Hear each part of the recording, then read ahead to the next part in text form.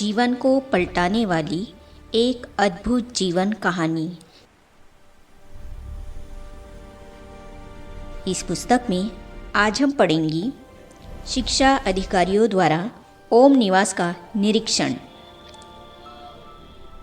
थोड़े समय में काफ़ी लोगों को यह मालूम हो गया कि ओम मंडली के प्रबंध से बच्चों के लिए एक बोर्डिंग खुला है। कई शिक्षा संस्थाओं के संचालक अथवा प्रधान अध्यापक अथवा शिक्षा क्षेत्र में कार्य करने वाले नामवर व्यक्ति, इनमें से SN. Sherwani, RG. सदाशिवानी, RS. Hotchand भूतपूर्व कलेक्टर और के. मीर चंदानी के नाम उल्लेखनीय हैं। इनके अनुभव समाचार पत्रों में भी छपे थे। कई बार अचानक ही इस बोर्डिंग को देखने आ जाती। उनका यह विचार रहता कि सूचना दिए बिना अनायास ही जाकर वहाँ की सफाई सुथराई को, बच्चों को मिल रहे भोजन आदि को तथा वहाँ की शिक्षा पद्धति को तथा वहाँ लौकिक विद्या के साथ ही साथ आध्यात्मिक एवं नैतिक शिक्षा देने की प्रणाली को देखा जाए। उन्हें वहाँ ओम निवास के प्रबंधकर्ता अथवा शिक्षिकाएं खुली छुट्टी देते थे कि वे बच्चों की पढ़ाई लिखाई आदि आदि के ढंग को देखें। वे लोग वहाँ राजऋषि कुल जैसा वातावरण, वहाँ की स्वच्छता, वहाँ की भोजन व्यवस्था आदि आदि को देखकर बहुत ही प्रसन्न होते थे। कुछ लोग सुझाव देते थे कि इस बोर्डिंग को पंजीकृत अर्थात रजिस्टर करा दिया जाए ताकि सरकार से आर्थिक सहायता मिल सके, क्योंकि वे सोचते थे कि सरकार से सहायता लिए बिना भला अधिक समय तक ओम मंडली इतना खर्चा कैसे बर्दाश्त कर सकेगी। परंतु उन्हें बताया जाता था कि यह ईश्वरीय संस्था है, ईश्वर सबका दाता है, इसलिए चिंता करने की आवश्यकता नहीं है। कई बार शिक्षा अधिकारियों के सामने ही बच्चे ओम ओम ओम की ध्वनि सुनते सुनते ध्यानावस्था में चले जाते और उन्हें इस संसार तथा देह की सूझबूझ न रहती। वे इस दृश्य को देखकर बहुत आश्चर्यचकित भी होते थे तथा हर्षित भी। जब बच्चे ध्यानावस्था से नीचे उतरते थे तो वे उनसे पूछते कि उन्होंने क्या देखा। वे उन बच्चों द्वारा वैकुंठ का विस्तृत वर्णन सुनकर बहुत ही गदगद होते थे। छोटे बच्चों में भी मोह नष्ट और संस्कारों का परिवर्तन। इस प्रकार की शिक्षा प्रणाली से बचपन में ही उनके संस्कार अच्छे और जीवन दैवी बन जाता था। बहुत से बच्चों के कई लौकिक संबंधी, माता पिता आदि भी उसी भवन में रहते थे, परंतु चूंकि बच्चों की दिनचर्या और रहने की व्यवस्था ही ऐसी थी कि उन्हें अवकाश ही न मिलता था, इसीलिए अब उनका अपने माता पिता या संबंधियों से संपर्क न रहा था। इसके फलस्वरूप उनका अपने माता पिता आदि के साथ लगाव या मोह न रहा था। अतः लौकिक विद्या प्राप्त करने के साथ साथ उन्हें एक लाभ यह भी हो गया था कि देह के संबंधों के भान से न्यारे होने के विषय में भी वे सफलता प्राप्त कर रहे थे।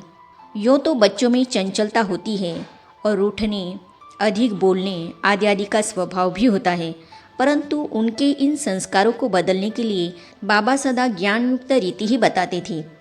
इस विषय में ब्रह्मा कुमारी चंद्रमणि जी ने कहा, बच्चे अपने पुराने संस्कारों के कारण चंचल तो होते ही थे। उनकी चंचलता को जब हम ठीक नहीं कर सकती थी तो हम बाबा से कहती थी, बाबा यह बहुत तंग करते हैं, अब क्या करना चाहिए, इन्हें कैसे सुधारा जाए। बाबा कहते थे, इन्हें कभी भी मारना पीटना नहीं, इन्हें पीटना गोया हिंसा करना है। बच्चे जिस प्रकार की भूल करते हैं, आप उस भूल से होने वाली हानि का उन्हें ज्ञान दो। जो बुराइयाँ उनमें हैं उन्हें छोड़ने से क्या लाभ होगा, यह बात उन्हें भली भांति समझाओ। यदि उनकी कोई उचित मांग है तो उसे पूरा करो। आप उनके मन को प्यार और ज्ञान द्वारा जीत लो तो फिर वे आपके इशारे पर ही चलेंगे। उन्हें यह भी समझाओ कि फला कर्म करने से मनुष्य का पाप बनता है, जिसका फल मनुष्य को यहाँ धर्मराजपुरी में दंड के रूप में भोगना पड़ता है। इस प्रकार उनकी आदतों को सुधारो, उन्हें मारो मत। बाबा कहते थे, इन बच्चों ने घर छोड़ा है और अब यहाँ हॉस्टल में ही इनका आवास निवास है, अतः यह भी इनका एक प्रकार का त्याग है। इनकी बुद्धि का तथा कर्मेंद्रियों का पूर्ण विकास नहीं हुआ, ये बड़े मनुष्यों से बहुत सी बातों में अच्छे भी होते हैं।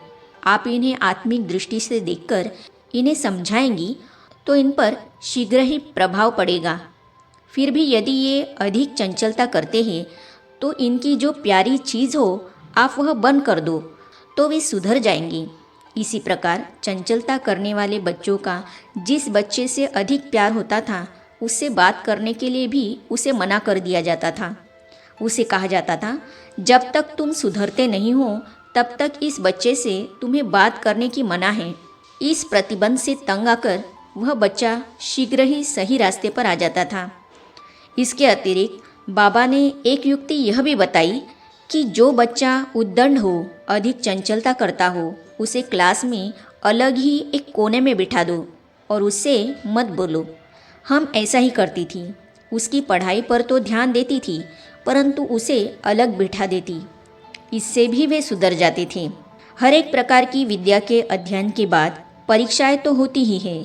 इसी प्रकार ईश्वरीय विद्या पढ़ने वालों की भी परीक्षाएं होना जरूरी है। ज्ञानवान और योगी के बारे में प्रसिद्ध है कि वे निंदा, स्तुति, मान अपमान, हर्ष, शोक आदि में समान रहते हैं और विघ्नों को हर्ष से पार करते तथा सहन करते हैं।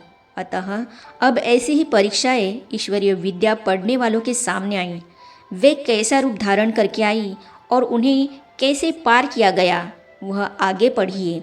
तो इन अनुभवों को हम पढ़ेंगे अगली कड़ी में। तो ये जानने और पढ़ने के लिए इस चैनल को सब्सक्राइब करने के साथ ही साइड में जो बेल आइकॉन है उसे भी क्लिक कीजिए ताकि आने वाली सभी वीडियो और अब तक की सारी वीडियो आप तक पहुंचती रहेगी। ओम शांति।